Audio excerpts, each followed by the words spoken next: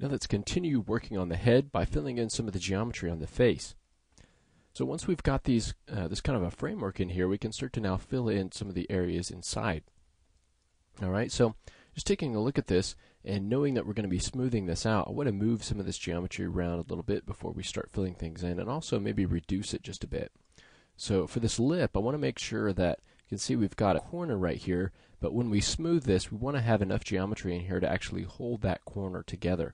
So we don't want it to be this big kind of loop that's going to happen if we go ahead and smooth that. So what I'm going to do is take this edge, and I just want to move this back a little bit closer to the corner of the mouth. Okay, so something like that. I want to do the same thing down kind of on the bottom. All right, and what I also want to do is reduce the number of lines in here, the number of edges. So I'm going to go ahead and just select one of these edges, Control Backspace to delete that, and then I'll just kind of space these out a little bit. Because we are going to be smoothing this, we just kind of need the amount of geometry that will take to actually create that curve there. Okay, I'm going to do the same thing down here. So I'll just kind of pull this out and pull this out here. So we get something, and it's a little bit cleaner, a little bit easier to manage.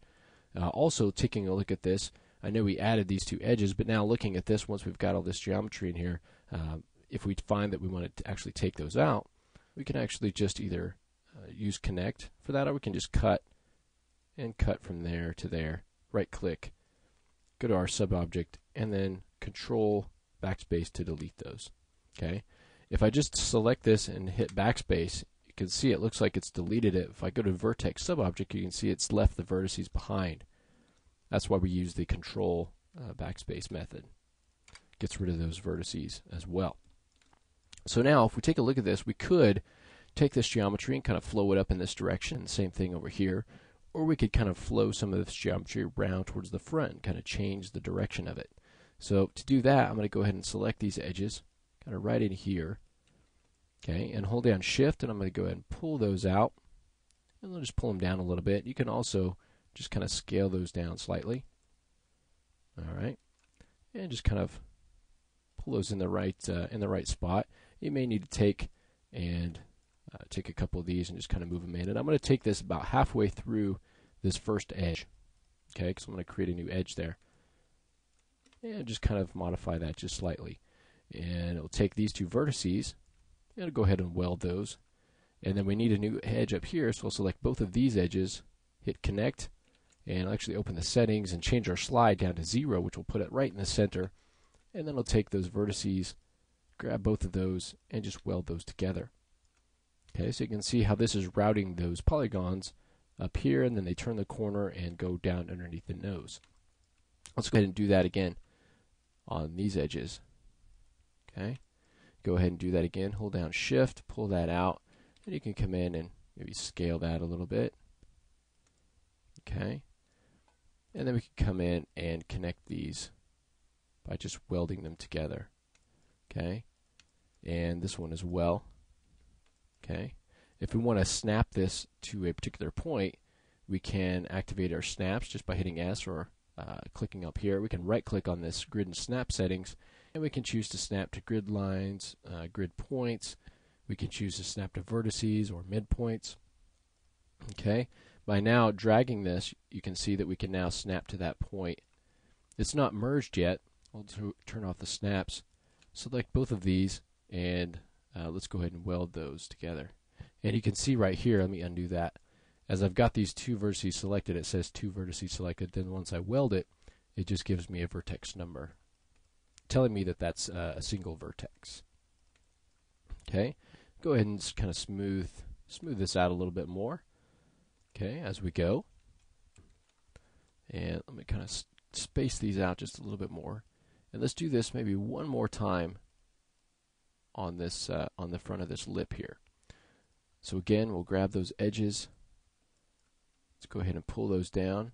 We can pull them out and scale them a little bit as a whole. Okay, we pull those up and over. And then again, we can come in, and if we want to snap these, we can snap them, or we can just grab those vertices and weld them. And in some cases, we may need to up our threshold a little bit. Okay, And then this guy, we can do the same thing. We maybe want to take this up a little more, and we can grab these vertices and just weld those together. We need to up our threshold a little bit. Okay. Under the nose here, you might also want to kind of narrow this in just a little to kind of give it a little bit more shape here of coming underneath the nose as well. And I'll just kind of space this out a little bit more. And now, once we've got those kind of loops in here, now we can start to fill in some of the rest of this geometry. Okay, so maybe we want to come in and bridge across here. So we can take these edges here, instead of bridging, and just go ahead and duplicate those and pull them up. Okay, pull them in a little bit, and then we can take each one of these vertices, and if we want to activate snaps, we can do that. Snap it up here, and maybe we want to take this and snap it over to this point, and then we can come in and just weld those together. So run a weld and weld at that point. And if we want to, turn off our snapping, maybe move this around a little bit. So we're kind of going from the outside in many ways, in this case, to get the geometry kind of filled in. So we're taking the areas that we know we need the geometry, a lot of these edge loops, and then we're coming in and adding that geometry after the fact in some of the areas that we don't necessarily need a specific kind of geometry.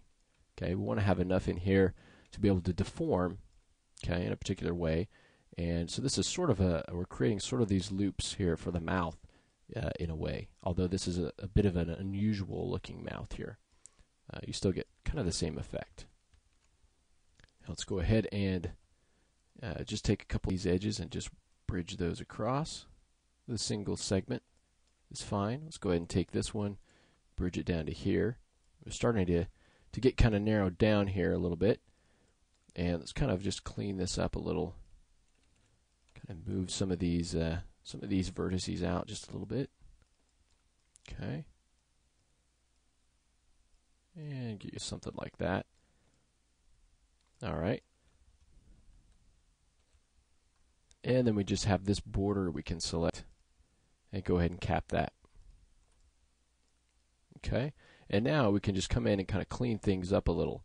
So what I would like to do is come in and just take some of these and space them out a little bit. So you get something more like that. Okay. And you can go from your side and front views to make sure that everything is matching up.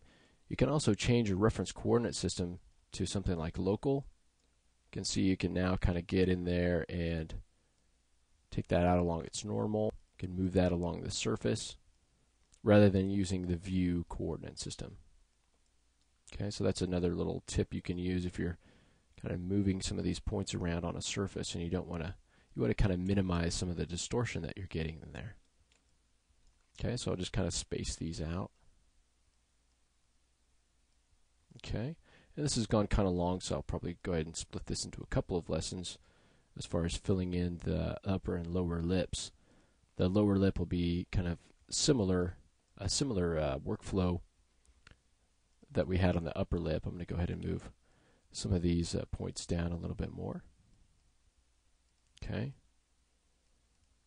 So just kind of come in and just kind of evenly space some of these lines out as it comes up from the lip, and just generally kind of clean this area up. So I'm going to do that. I'm not going to change any of the topology. I'm just going to kind of move some of these down. I'll probably move this line down a little bit lower and kind of space these out a little bit more. So then in the next lesson we can come in and tackle this bottom chin lip area and also the cheek, and then we'll move on to the eye socket here, okay, and then the nose.